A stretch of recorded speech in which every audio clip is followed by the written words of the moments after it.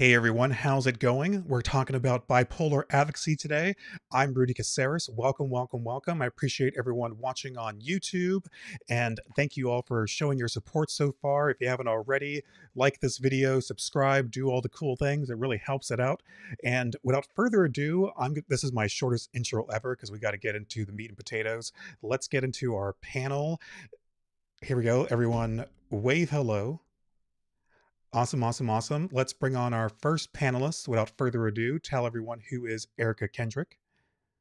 Hi, everyone. I am Erica J. Kendrick, and I'm an author and a national mental fitness speaker, also a stand-up comedian and part-time screenwriter. Ooh. Awesome. Don't you hate it when people just ask you randomly to tell a joke on the spot? Always, but I keep one in my back pocket just for that. And that would be? Just kidding. Boom, boom. Okay. Awesome. Hey, another panelist. Tell everyone who is Sarah Jickling. Hi, I'm Sarah Jickling. I'm a musician and an artist and a bipolar advocate. And yeah, I live with bipolar and I make songs about bipolar. That's a nice microphone. What's the name of it? I don't know, man. I also live with an audio geek. Nice. Awesome. Okay, I hear Shaylee in the background. That means it's her turn. Tell everyone who is Shaylee. Hopefully I'm saying this right. Hugendorn. You got it. You got it. I'm Shaylee Hugendorn. I am an elementary school teacher. I live with bipolar 2 disorder, and I am the host of This is Bipolar podcast and have cultivated the This is Bipolar account on Instagram where I hang out and talk about bipolar. Yes, and I got to be on your show just last week for World Bipolar Day.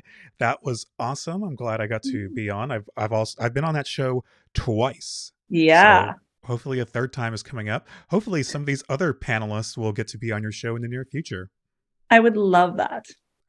Awesome. Moving along, let's get on to Anya, an all-star on all of my shows. I think you've been on just about. But for people who don't know, tell them all who is Anya Burchek. Hi, I'm Anya. I am a second-year school psychology student at ECU, and I will hopefully be getting my master's very soon. Very excited. And I have bipolar 1, and I have been blogging about lived experience for the past few years. Awesome, awesome. So are you still going to school? Yes, and then I have a 1-year internship, and then I'm done. Finally. I feel like since I've first met you, you've been in some kind of program. So I'm hoping that the end is near and you get to apply your craft and do awesome things in the world, more so than you've done already. Thank you. All right. And last, but certainly as most, tell the whole world, who is Gabe Howard? Hello, everyone. My name is Gabe Howard, and I live with bipolar 1 disorder. And I wrote this book. I don't know if we're allowed to swear, so I covered it. Oh, shit. I just like that, I ruined it. The censors are coming in. The show has been dropped. I know. I'm sorry. I also host a few podcasts. I'm the host of the Inside Mental Health podcast for Healthline Media. I also host Inside Bipolar. Also, I know, spoiler alert, for Healthline Media. Thanks for having me here, Rudy. Yeah, awesome. We've known each other for quite some time, and even when I first met you, you were already kicking ass. But just to see all the work you've done in the past couple of years, it's been amazing. So we've gotten to collaborate many times. I'm glad you're still able to find time for little old me. So no, it's absolutely my pleasure. Thank you so much for inviting me. When you first started this show, you didn't invite me, and I'm like, what did I do? Like, I'm just sitting here minding my own business. He asked everybody first. And he's like, Gabe, will you do it? I was like, what? Everybody else say no? I thought it was just going to be like me and him because I had ran through everybody. So I'm glad there's other people here. I had to work my way up to you. I had to work out all the kinks. That way, like when you're finally on, that I'm fully prepared to handle your greatness. I didn't want you on the first show. Nothing to say to that. I didn't want you on the first show where like everything is still like being workshopped and you're like, what the hell's going on here? I love it, Rudy. Sincerely. Thank you for having me. Awesome. Like we're just breezing along. So let's get into the first question, actually, before I get into the first question, because we kind of just barely touched upon the subject, I want each panelist to go a little bit more in depth in their advocacy work, the whole journey in the time limits, but just give us a bigger taste, if you will, of your advocacy work. Let's go back to Erica. Yeah, so I am challenged with bipolar 2 and was diagnosed many years ago. So I've been kind of trying to master this thing for about over 10 years, but over 15 years, actually. So in terms of advocacy, what I do now is I have a tour called Who Moved My Happy. And I travel the country at colleges and universities or middle schools and high schools, conferences, you name it. And I share my story of walking suicide's tightrope. Also, with being diagnosed, I have a workbook that I travel with called Who Moved My Happy, same as the tour. And then about 3 years ago, I actually considered what would it mean for little kiddos, particularly Black and Brown girls, to understand mental health challenges at a young age so that by the time they become teenagers in high school and young adults, they're already equipped with the knowledge and the power to articulate their relationship with their mental health. So the first book that I wrote is called Squad Goals, and that came out during the pandemic and it did really well. And that kind of deals with overall wellness and fitness as it pertains to mental health, in addition to depression. And then so my publisher is Little Brown Books for young readers. And then the second book is called Cookie Monsters. And Cookie Monsters came out January 17th and has been received incredibly well. And this one, the main character deals with severe anxiety as well as grief after having lost her mom to cancer. And so I kind of flipped my advocacy. Instead of being in front of legislators at state capitals where I would often see Rudy, I decided to put actual therapy sessions in the hands of little people. And so it's revolutionary in a way because they get to actually be in therapy with the main character and get tools and resources and all that good stuff. So that's kind of what my advocacy looks like. Then I talk about being bipolar on stage when I'm doing my stand-up comedy, and my favorite person, who's my therapist, who also doubles as my mom. Awesome.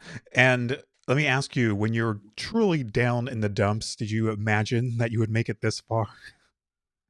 No, to be honest with you, I love being transparent. The shock value just continues to blow people away. But to be honest, I never thought I'd be older than 28 years old. For whatever reason, that was the magic number. I saw my life up until that point, and I literally could never see past that. It wasn't like there would be some sort of rebirth, or just like I turned 29 and a half and I'd get married one day and have a family. I never thought I'd live this long because my suicidal impulses were so heavy and overwhelming that I just knew I'd pull the trigger and eventually I'd succeed. But that wasn't the plan. And I'm here today doing this amazing work with you guys. Awesome. Yeah, I think 28 was the age that Kurt Cobain, Jimi Hendrix, and Amy Winehouse died. 27. 27 club. 27? Okay, Sarah. Wow.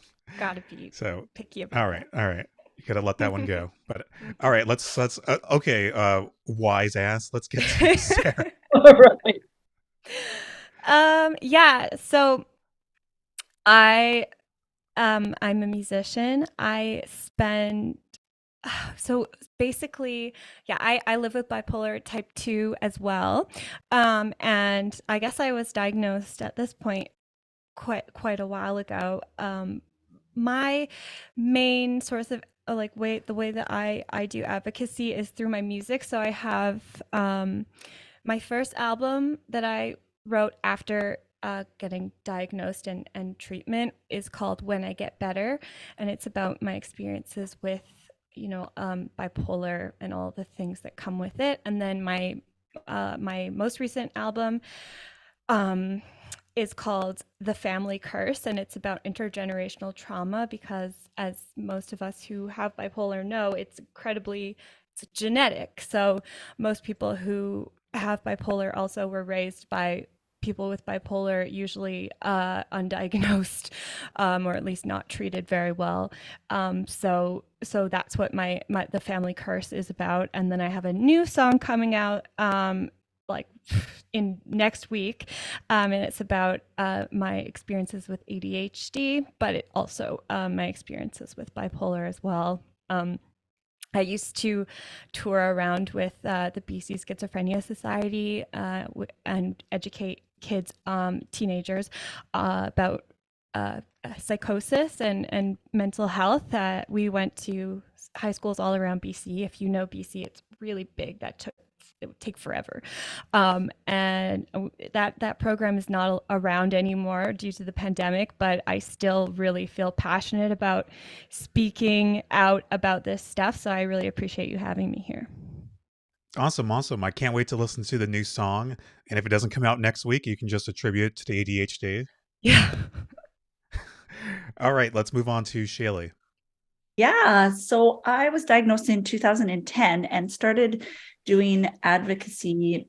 I don't know, numbers are hard. A couple years later, and I kind of turned around what used to kind of feel like my shame story into something else. And so I started speaking publicly, and then I ran a 4-week kind of, it was called Wired, where people came and I brought in speakers and we did workshop kind of things. And then when the pandemic hit, my previous co-host, who Rudy knows well, Julie, and I decided we were going to do one collaboration for World Bipolar Day.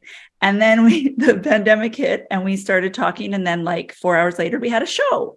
So hashtag hypomania, but we're able to channel that into the This is Bipolar podcast.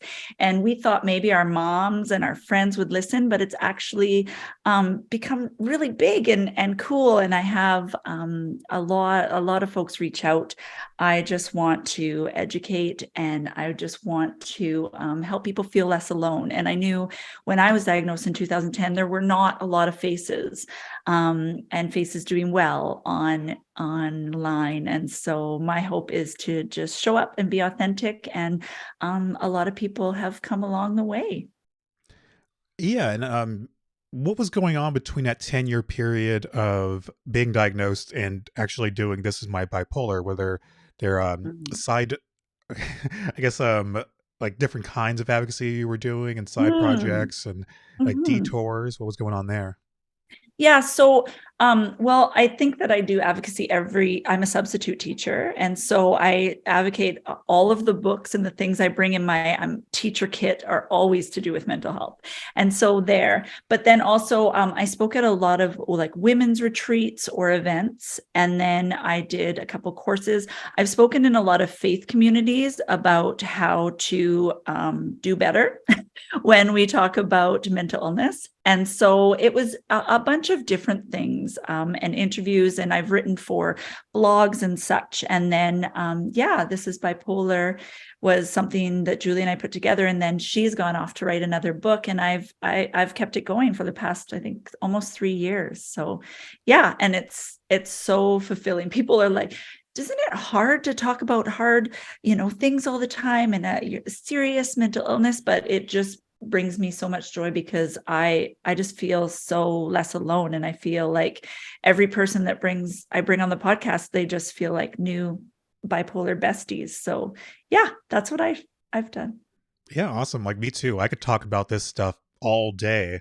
And it's shout out to Julie Kraft. She's awesome. I got her book in my bookcase behind me. Can't wait to read the next book. Like, man, when she goes like into hibernation to write a book, like you can't you don't see her anywhere until she comes back. No, because our 3-year like kind of anniversary of the podcast is coming up. I'm going to be having her on again, and she's going to catch us up on all things Julie. So you'll have to check that out. Well, tell her I said hi, and tell her if I have to drive to her house, I will totally do that. It's not too far anymore. Excellent. I will. Okay, let's go on to the calculating mind, Anya. Hi, I'm Anya. I am a bipolar advocate, but I'm currently experiencing some imposter syndrome right now. But I don't have any, I guess, books. My first experience with writing was during a manic episode. And so that was a lot of writing. I don't know if you've experienced that type of thing, but it was a lot of quantity over quality at the time. But I am still doing my blogging. And initially, it was an effort to reach out to other people and let them know that they are not alone, and that I wanted to educate other people on mood episodes and what they look like and what red flags look like for people. And it's kind of evolved over time. And I've also done collaborations like with Rudy, and that's been a lot of fun to collaborate with other mental health advocates in the field. I think I've had to do advocacy for myself as a patient, which I think is basically a job in itself, and as a student in trying to get accommodations and that kind of thing during college. And so as a career now, I hope to be able to do advocacy for students as a school psychologist. Yeah, and part of your advocacy, you're very active on social media, especially Twitter. And what has been that experience? Because often people like social media like is very bad for their mental health. So how have you navigated that over the years? Well, it can be, but also it depends on, I guess, how you use it and how you let it impact you. Because I've done a lot of articles, and so sometimes there's a lot of positive feedback, and then sometimes I would fixate on that one really negative article, or sorry, like that comment that's like, oh, you don't know anything about bipolar disorder. You don't know what you're talking about. It's like, but I do. So you can't let the negatives get to you, I guess, and have to learn to like, you can't let other people's thoughts of you define how you view yourself. And so I really like the connections I've made through social media. Yeah. I don't think I've been able to do that in real life the way I've been able to do that on platforms like Twitter. Yeah, well, you live like in Alabama, right? So that can't be easy. I live in North Carolina right now, but Okay. yeah, you can't really like typically just go out about and say like, hey, do you have bipolar disorder? But like on social media, some people have it in their bios, so it's easier to spot. Yeah, awesome. Social media connected with you. Now you're connecting with all these other amazing advocates, including Gabe Howard, who could probably go on and on and on about all their advocacy work. But let's get the Cliff Notes version. Break it down Barney style. This is super hard because the first thing I want to say is I've never done anything intentionally in my entire life. Like 100% of my life is just a complete accident, and nobody was more surprised to end up in any given place than me. Even when I get in the car and drive to like McDonald's, when I walk in the door, I'm like, holy shit, I'm here. Everything is just constantly surprising 100% of the time. And becoming a mental health advocate was exactly like that. And here's the genesis for it. In 2003, I was admitted to a psychiatric hospital where I was diagnosed with bipolar disorder, and I was told that I was a classic presentation. Like, it was so obvious that I had bipolar disorder that like all of the first year medical students were like, how the hell did that get missed? I was 26 years old, and everybody in my family is like, wow, we always called you Dr. Jekyll and Mr. Hyde. I'm like, that's literally an analogy for bipolar disorder. Like, I don't know where you're missing. But here's the thing. Nobody did anything about it. Nobody had any idea there was anything wrong with me. And even me, I thought about suicide as far back as I can remember. 10 years old, 5 years old. I never remember not considering suicide to be a reasonable option. And here's the thing. When you're that young and you think this, you think that everybody around you is thinking it too. You think it's normal. So I didn't have any reason to ask for help because I thought I was just leading a normal existence. And when I woke up in that hospital, that was kind of shocking. And I like to say that began my 4-year epic battle against bipolar disorder. From the time I was admitted to the hospital to the time that I reached recovery took 4 years. And I really looked back at everything that I went through those 4 years. And I looked back at the fact that nobody recognized anything was wrong with me.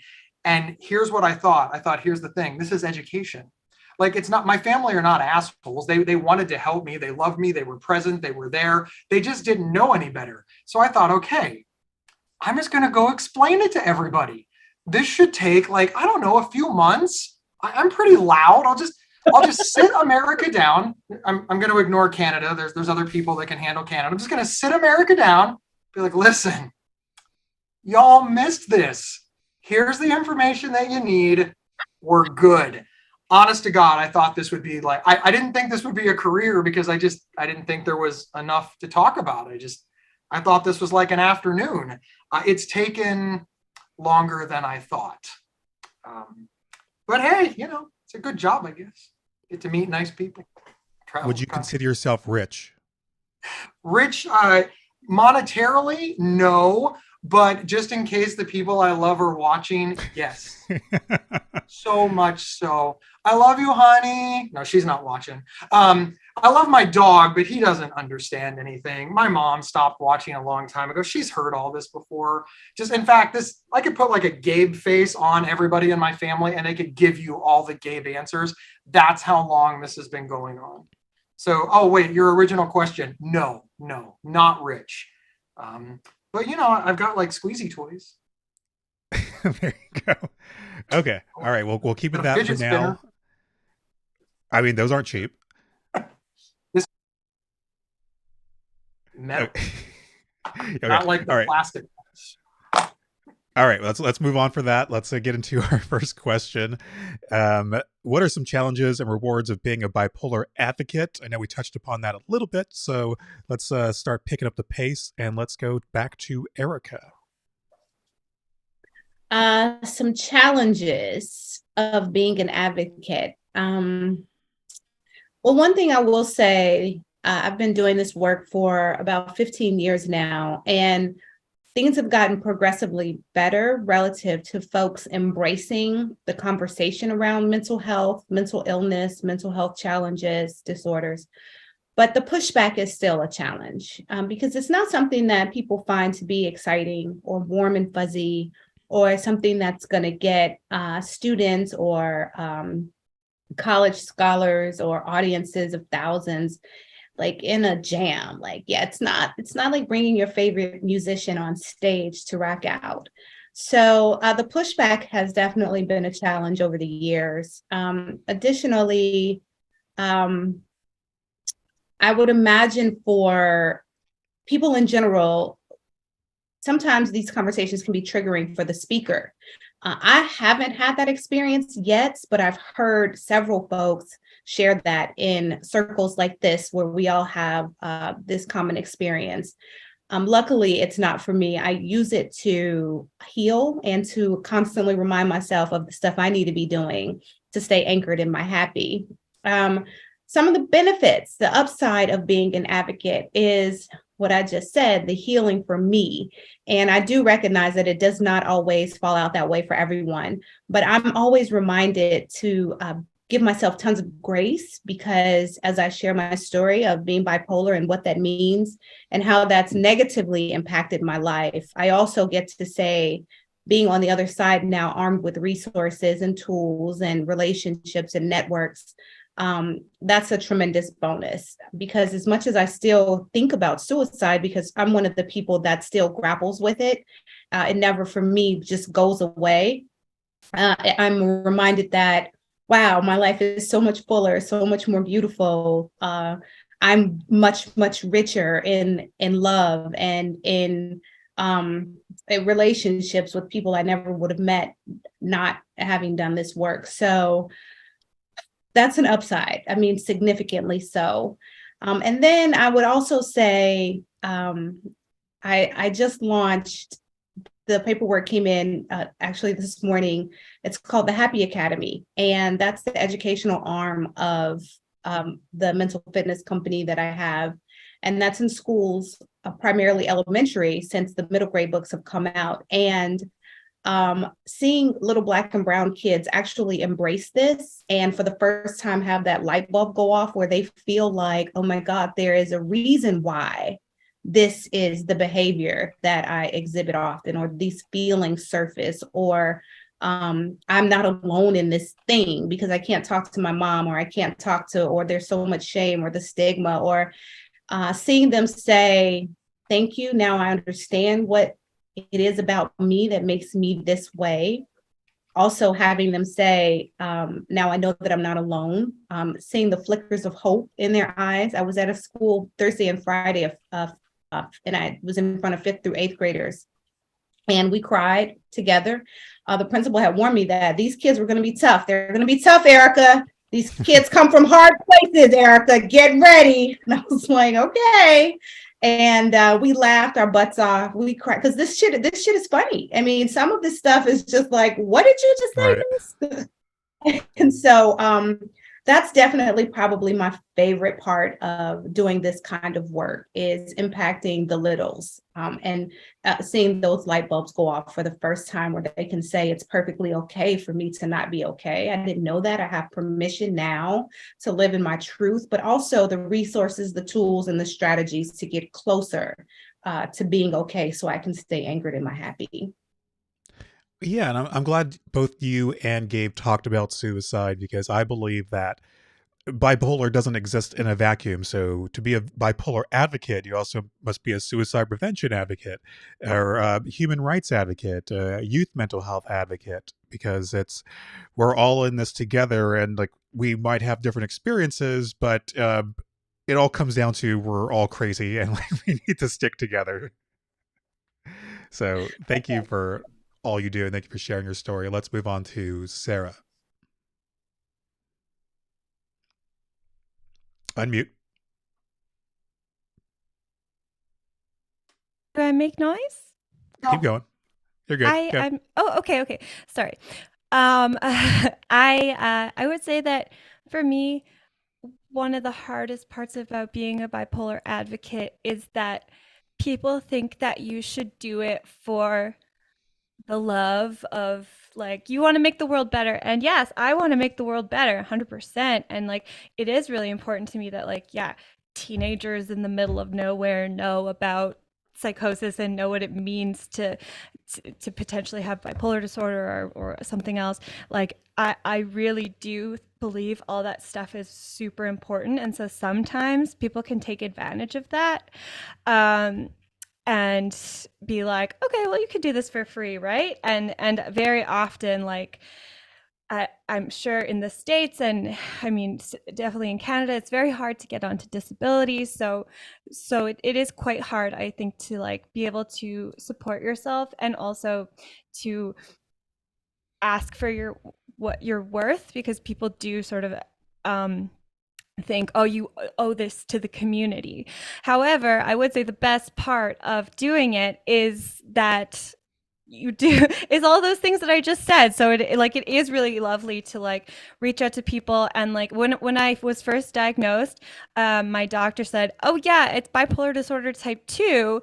Catherine Zeta-Jones has it. And like, that was the only famous person. And I was like, this lady from Zorro, like, I had no connection to her at all. I didn't know who she was. Like, I knew who she was, but she was just some famous lady. So it's really cool to have people like understand and yeah, see, like, I think that the last time I was in a high school, this girl came up to me and she was like, hi, I'm part of the mental health club. And I'm like, you guys have a mental health club? This is so nice. Because definitely I didn't know what any of this stuff was in high school. So it's really lovely to see the changes, and to hear from people being like, oh, I listened to your thing, and I now I feel okay about my thing. Awesome. There definitely should be a bipolar type Zeta. Yeah.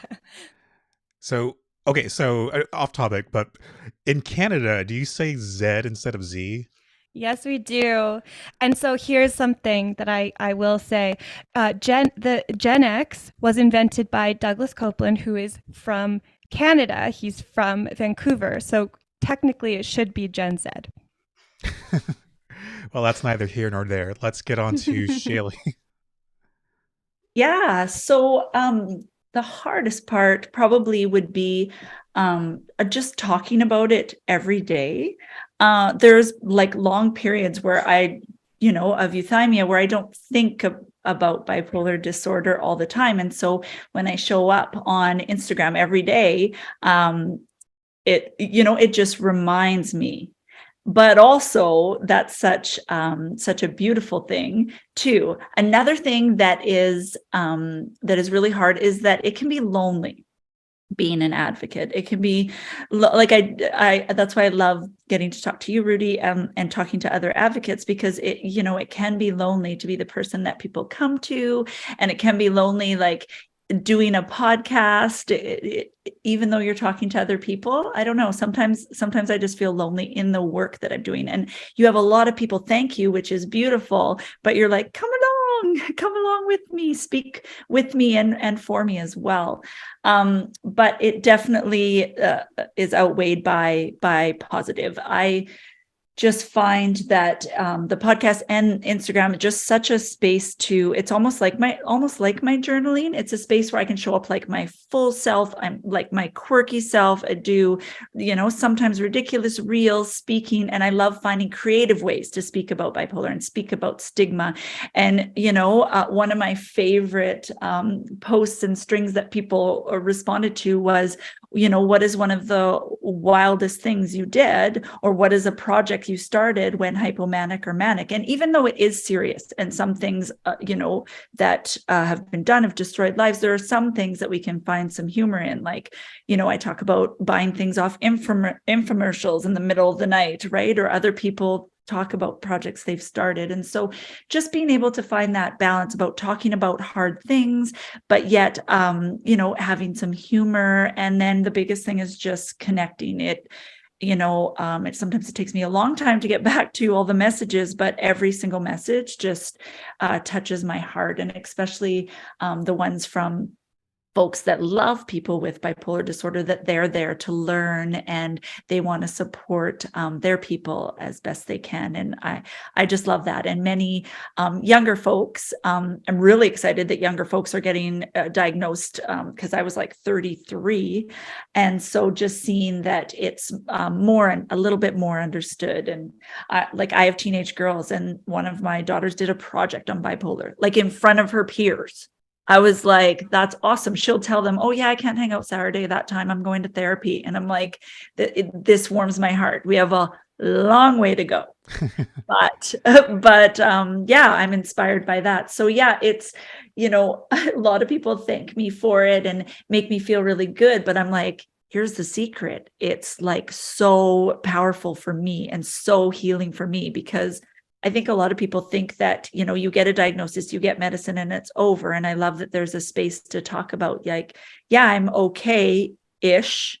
And I might have, I am going to be living with this forever. And so, like I'm still going to have episodes and I can show up. Whereas a lot of times in spaces, I felt like I had to show up like I'm better, or I'm fully healed, right? And especially in faith communities. And so I love that there's spaces and just being able to talk to other people and hear their story. Because my biggest thing, I believe that the way we're going to smash stigma is just by storytelling, lived experience. And I'm just so grateful to be a part of that. Here's the secret. We're always going to be bipolar, so we might as well make the most of it and laugh at ourselves and just do what we can in the world. It's part of our advocacy, but also as human beings. Not everything that we do in life has to be centered around advocacy. We can also be regular human beings, go figure. So appreciate that. One thing I wanted to ask you specifically, Shaylee, have you ever been concerned that people from your schools that you substitute for might find out about your work and discriminate against you? Yeah. So it's kind of different, because for a long time, I wasn't really able to talk about it at work, only because I jumped around, right? And so there wasn't enough time to create like some trust or whatever. But you can get requested. So I end up going to the same schools all the time and work for the same teacher. So now the kids know me and the parents know me. And so I have a hard time, being quiet about it when I'm there. And it's been really beautiful, because I've had EAs, which are teacher helpers for the kids, the littles that struggle a little bit more. I actually had one come up and said, oh, I've listened to your podcast, or someone came up, I've never spoken this word aloud, in a different space than at home with my husband. And so, yeah, there's always a little bit of fear. I had to check with my union about how far, like, I could talk about certain things. And it's just been really open. So not everybody knows, because it doesn't come up in conversation all the time. But yeah, there is always a little bit of fear out there. And probably once a month, I'm like, I'm going to take everything down. I'm done with this. And then I'm like, breathe, drink some water, you're good. And so, yeah, there's always a little bit, like, for example, I feel like sometimes, I don't know if y'all feel like this, but I feel like sometimes someone has to like meet me first before they find out I'm bipolar, because I want to like represent in case they have a negative stereotype in their mind. Like, for example, when my kids tell their teacher before I've met them, then I feel really nervous, because I feel like they're going to come in with some judgment. But usually, I give people the benefit of the doubt, and most of the times it turns out well. So I haven't been discriminated against yet. 20 years teaching. So yeah, thanks for asking that. It's a good question. Well, that's good. That's a good answer. That was the answer I was hoping for, and the answer I often don't get, so, especially for my show from last week. So good to hear. Let's move on to Anya. I think that I really like having like a clear-cut process, and with advocacy, that just doesn't exist. There's not like a blueprint with like, this is step number 1 and step number 2 to like completely fix self-stigma or public stigma. And so it's really challenging to know what the best approach is, because I want to be realistic, but I don't want to come across as extremely negative or like cause a sense of hopelessness if someone comes across and says, oh, I just got this diagnosis and now I just read this article. And like, so it's hard to kind of find that balance. And I know that there's a pressure to have a certain type of story, like a milder kind of mental illness, or one that has like a happily ever after kind of ending. And it's just like, well, bipolar disorder doesn't really have an end. And so, yeah, so with some like bloggers and stuff, like they want it to look a certain way, they want to shape the story a certain way, and I don't want to do that. So it's just kind of weird, like, what is the right way to approach advocacy? No one really has that answer. Yeah, and a reward too for you is that people can see you're very public, and so I'm sure that there's going to be people who read your work, see your tweets and everything, and that you, for lack of a better word, inspire. So always know that. Well, thank you. All I right. hope so. I know so, and I also know that Gabe is going to have one or two things to say about this topic. Listen, I'm apparently a terrible person, because all I can think of is like, what's the best thing that happened to me during my advocacy career is I got to interview Alanis Morissette. Like that's it. I mean, sure, I probably helped some people. I don't care. I got to meet and interview Alanis Morissette. Like that's it. All the other stuff is probably true too, but I'm really super hung up on that. Listen, the hard part is really what occupies my mind more. There have been successes along the way, and I'm super happy about them, as you can all probably tell. But what really gets me is I was raised to believe that a gift given is a gift received, meaning once you give somebody a gift, whatever they do with it, that's none of your business. Your part is to give them the gift. And I look at everything that I do exactly that way. Once I put something out for public consumption, what people do with it is none of my business. I gave it away. So if somebody listens to one of my podcasts or read an article that I wrote or listens to one of my speech and thinks that guy's a dipshit, that's their right. I put it out for public consumption. I don't have a right to then follow people around and then yell at them for how they respond to it. And I got to tell you, that's hard. That's really, really hard, because I want to fix it. It's like, that's not what I meant. You're wrong. No, don't be mean to me. It all sort of coalesces in my brain. all the time because, deep down, I want everybody to like me 100% of the time, all the time, which is a completely unreasonable goal. Almost like there's a mental illness process involved, but I'm not sure. I haven't fully explored that. But here's the hard part. It's when they're right. When they're wrong, it's like, oh, well, okay, they don't agree with me. Not everybody can like me. But what about when they're right? And here's the really challenging part. Sometimes there's nothing you can do about it. For example, what if somebody says, hey, Rain, you ruined my wedding day? They're right. You can try to explain to that bride and groom and all of their friends and all the planning and money and effort that, listen, I needed to water the crop so we can all eat. But you still ruined their wedding day.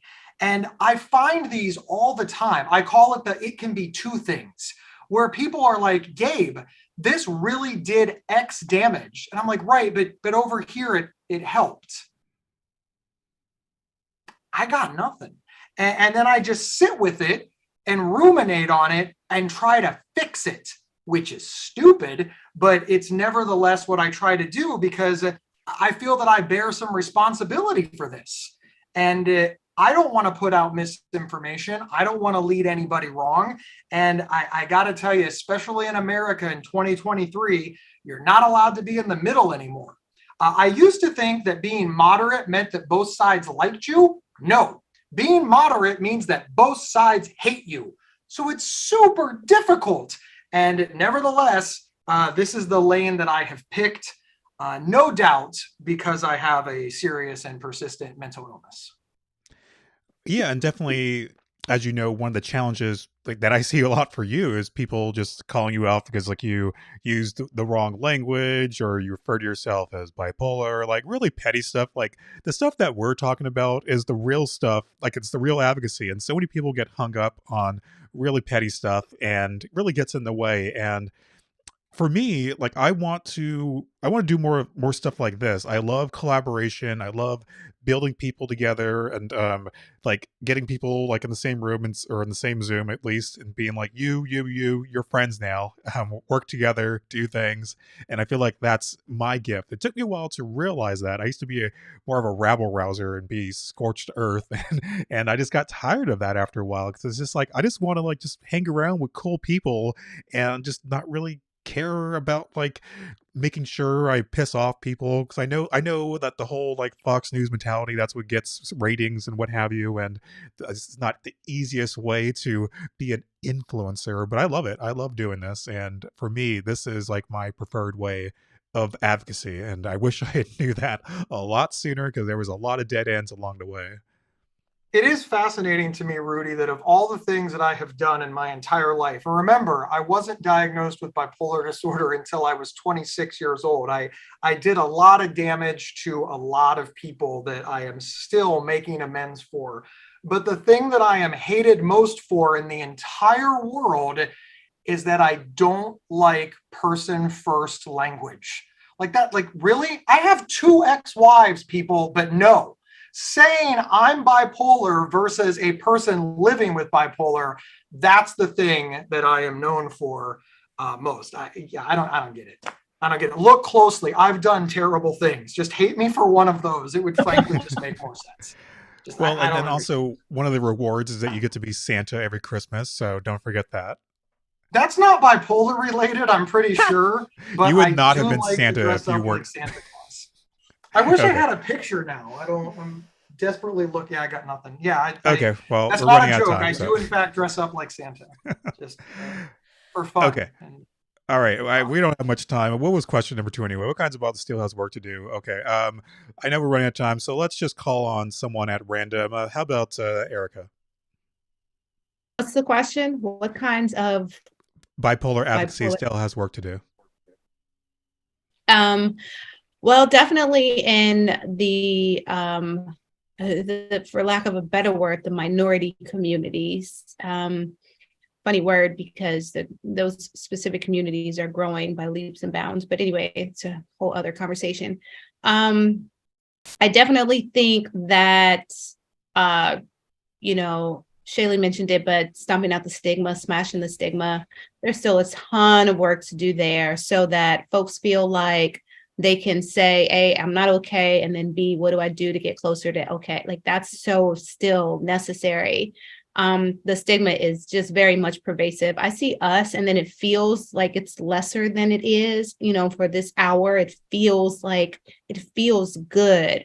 But we still have a ton of work to do. In addition to that, I would probably say, and this is going to probably sound shallow, but the idea of getting celebrities to embrace this more, for me, in the communities that I represent and speak about, that's what tends to move the needle a lot. And, I don't want to be shallow, but it is what it is. When Jay-Z talks about therapy, the rate of appointments increase. Like, it's just what it is. Like, BetterHelp has data to show that, and so do other agencies. When something goes down with Kanye that's positive, and then people attach bipolar to it, then folks have these conversations in a really enlightening, empowering way. So that's something that I'm always grappling with. How can I get to the celebrities to get them to have the conversation, even if they're not bipolar, just to have it, or to throw the word bipolar in there, or mental illness or mental health challenges. So I'll just say those two since we're running out of time, but those are two that are dear to my heart. Yeah, and two very important ones, and appreciate all you do. Like I'm sure you get to go to all the Hollywood parties and bump shoulders with A-listers. Rudy, you are my A-lister. What are you talking about? Oh, look at you. Okay, let's. Anyone else want to tackle this question before we get into final thoughts? Okay, let's go to Anya. You've had enough time, Gabe. Let's go to Anya, and then we'll wrap it up. So I get really excited whenever I see a publication about prosumers, so like mental health professionals who are consumers of mental health services. So like those with lived experience within the mental health field. And so I think that it's really great that we're having that conversation. And for example, psychologists are opening up about having depression or eating disorders or bipolar disorder. And so I think that's really cool. And I'm excited to see where that goes. Awesome. Okay, so thank you all. We're going to get into final thoughts now. Let's okay, we'll go with Erica, Sarah, Shaylee, Anya, Gabe. So final thoughts, let's go back to Erica. Yeah, so final thoughts would be if you're listening and you're wondering if your voice matters, Shaylee mentioned earlier that storytelling is how we're going to smash the stigma, the verbiage she used, I love. Your story matters, your voice matters. Feel empowered, given permission, whatever you need to hear, to get up in front of folks and an audience of 2, an audience of 2,000, and share your story. Even if you don't feel like you've come out on the other side of this thing yet, where you are is the most important thing right now. And sharing that with other folks so that we can have connectivity, increase empathy, and then as a result, move the needle around legislation and access so folks can get happier, get closer to their happy. Awesome. Thank you, Erica, for being on. And we have everyone's websites and promotional stuff, YouTube channels in the YouTube description for this. But really quickly, where can people find you, connect with you, and all the cool things? Yeah, so my name is right there, Erica J. Kendrick. So without the period after J, I'm on Instagram as Erica J. Kendrick. I return all DMs. It takes a little while sometimes, but they will get returned. And my website, so my name is Erika. My website is XO Erica. Feel free to hop on the website. You can purchase books for your kiddos, or you can get the workbook for yourself or your loved ones if you're a grown person, or you can leave me a message and I'll get it. And like I said, I'll respond within 48 hours. And I love you. I love you. I love you. And I don't have to know you to love you. Thank you, Rudy. Well, I love you too, then. All right. Final thoughts, Sarah Jickling. I think one of the most important things about bipolar advocacy is that we really still need to educate people on everything that bipolar is.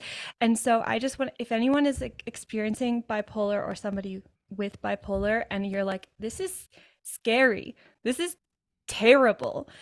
Yes, Like, that's the thing is, like, I feel like sometimes we're like, we can say bipolar once we are all like medicated and, doing okay. But the actual what is happening with bipolar disorder, like, we need to maybe do some more education on what that looks like. And I do feel like with what's happening with Kanye West right now is a great example of, like, we need to understand all the different parts of bipolar disorder so people can pick out things like, oh, that's this. Then people can realize, like, it's not like it can be a fatal illness. Like 25% of people who have it and who are not treated uh, kill themselves. So, like, I do feel like there needs to be a little bit more, like, real, like, let's get into the nitty gritty of it. But also I do just think, like, going around and just saying the word on stages or on Instagram is also very, very helpful. And I just, like, I do feel like, and that's why I do love, like, using music and, like, poetry and stuff to talk about this stuff, because then I can be like, put in a song, like, how actually insane um I I have been and I am sometimes. And, like, but it's also to music, so it's some, I guess, more palatable for some people. So yeah, if you are experiencing the craziness that is bipolar disorder, um it's it's okay. It's not your fault. It's an illness. Like, that's the number one thing, is that it's an illness and it has symptoms, and we actually do understand it a bit. So yeah, if you want to listen to my music, I think that to understand the sort of, really, I think my song Villain is definitely about that. About being the villain in people's stories. So if you want to check that out, all my music is on Spotify and Apple Music, and, like, everywhere music streams. Sarah Jickling and Her Good Bad Luck. But if you just type my last name in, there's nobody else with my last name who makes music at this point. And yeah, and I have a new song coming out that's really, I love to put, like, really specific things in my song. Like, my new song has, like, many references to benzos, and, like, but, like, in a positive way of, like, sometimes you need a benzo. So that's my new song coming up soon. Thank you, Sarah. As always, you always answering the call. I appreciate you for being on here again, and obviously far from the last time. So until next time, and let's go on to Shaylee. Final thoughts.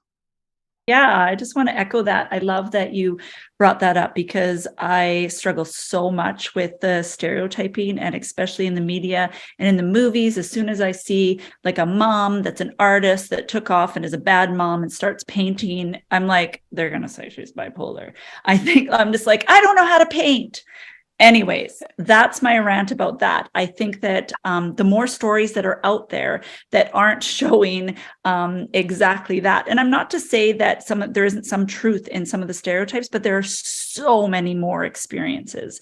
And I think I loved what you said, Sarah, too, telling the nitty gritty of it, because when someone has, heart disease or something like that, and they're telling you, I have this hurts is my symptom. Whereas some of our symptoms is anger. It's like not being super kind. It's making, like, doing, like, really bad things or mean things. And it's hard to get empathy or sympathy for that, because it's not the same as bleeding or such. And so I think just putting that, like, that information out there, and not that we don't have to be accountable for our things, but maybe it would be a little bit more understood and some more empathy, so that we feel safe to come forward. And so, yeah. And I also loved what Erica said about 1-2 people. Advocacy doesn't mean you have to have a big platform. If you are telling one person and saying the big B word, I would say you are an advocate, and I'm so grateful for you. So thank you, Rudy.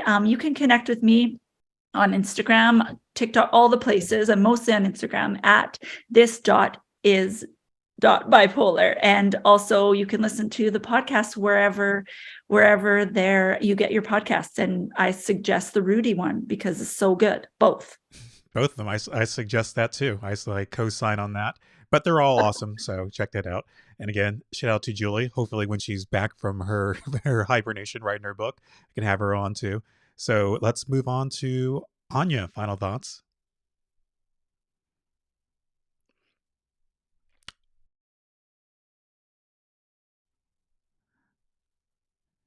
I should have had where people don't unmute, that they have to tell a joke. Wait, I don't think Oh, it there was you on go. me. You're good. You're good. Yeah, okay. So I would like to echo that anyone can be an advocate, whether it is you advocating for yourself, which is incredibly important to do in therapy or in a doctor's office, in the hospital if you end up there, or in the school setting, or if you're telling a friend, or if you're talking to a family member about what bipolar disorder looks like for you. All those different ways of advocacy are also really big and important. And so, yeah, you can be an advocate too. And how can we stay in touch with you online? Online, my blog is thecalculatingmind.com, and on Twitter, I am at calculatingmind. When's that YouTube channel going to get updated? I don't know. Grad school is killing me right now, so I'm not sure. Okay. All right. Well, best wishes on grad school, and definitely can't wait to have you on again in the future and see how your journey progresses. It's going to be awesome when you're like 50 and like you're still coming on these shows, and we'll see that progress over the decades. So look out for that. Okay. Absolutely. And let's get on to final thoughts. Gabe Howard, and anything else you wanted to touch upon that you didn't get a chance earlier, feel free. The floor is yours. I mean, it's super hard to have a final thought. I mean, I'd like to think that I'm going to think again. But, you know, Rudy said this was my final thought ever. So this is going to clear up a lot of free time because I think a lot. Sometimes my thoughts race. See what I did? Well, I thought a group of people with bipolar disorder would at least laugh. Like, no, that one sucked. It's beneath us. Listen, I want to echo all of the things that everybody said because they're super, super important, and because I don't have anything original to add. And I also want to tell a little story that I love to tell. And it's my favorite thing in the whole wide world is pizza and Diet Coke. I love pizza and Diet Coke. And I was bullied in school. And this guy followed me around, and he would just beat me up randomly. And it sort of escalated. Like sometimes it was really bad. He'd use a bat, and he did quite a lot of damage to me. But one time he bought me pizza and a Diet Coke, and then he broke all of my limbs with a bat. And I told everybody about it, and they're like, "Well, but listen, he gave you pizza and a Diet Coke, so it's cool." Now, I'm making this whole thing up. This never happened. But could you imagine if the bully was bipolar disorder and you were good at speaking, joking, artistry, music, etc., and that thing that beat you up, followed you around, and broke all of your limbs, everybody's like, well, yeah, but that's why you're such a good musician. Or speaker or comedian or artist or painter. It drives me nuts because I'm good because I practice and because I work hard and because I have innate abilities and talents that have nothing to do with the thing following me around, literally trying to kick my ass. But for some reason, as Shaylee said, way better than me, people are super fascinated with this idea that, yeah, you have a really, really bad illness, but listen, bought you pizza and Diet Coke, right? Yeah, it's just, I don't know where this comes from. Also, we're really good detectives. I can't figure out where my keys are, but supposedly I can solve crimes because I see crime scenes differently. Yeah, I got nothing. Rudy, thank you so much for having me here. I really, really, really appreciate it. And sincerely, I hope that that is not my final thought because frankly, it just wasn't that good. Well, you're already thinking right now, so you've already made it. Yeah, there we go. So how can people keep in touch with you? Get your book, get your t-shirts, your swag, GabeHoward.com in the YouTube Everything description. that I have is right there. That's where the podcast Inside Bipolar is. That is where, I mean, it's actually on Healthline, but there's a link to it there. Look, it's all here. I'm going to do it again. It's all right there. There we go. GabeHoward.com. I finally outgrew my bipolar shirt. This will not fit anymore, sadly. So They don't sell them anymore. Like this I one's know. so I had old. I had Look the how OG big this version. thing is. It's gigantic. I'm like now I stripping on know. your I show. should have got bigger than I You should have. should you should be When done you with them. lose a lot of weight, you just want to get the smallest size possible going forward. So you inevitably gain it all back anyway. Okay, so that's going to do it for this week. We're already out of time. So thank you to Erica Kendrick. Thank you to Sarah Jickling. Thank you to Shaylee Hugendorn. Thank you to Anya Burchek. Thank you to Gabe Howard. Sadly, Andrea Paquette couldn't be here. She's on assignment, but thank you all to everyone who tuned in live. Thank you to everyone who will tune in later, where we get most of our audience anyway. Feel free to still comment, like, subscribe, do all the cool things, ask questions later. I love coming back to old comments from old videos. So that's going to do it for this week. Since I'm so bad at outros, I always designate that to one of our panelists. And then after we wrap up panel, just hold on tight for a couple minutes so we can do a quick debrief. Final thoughts. Shaylee.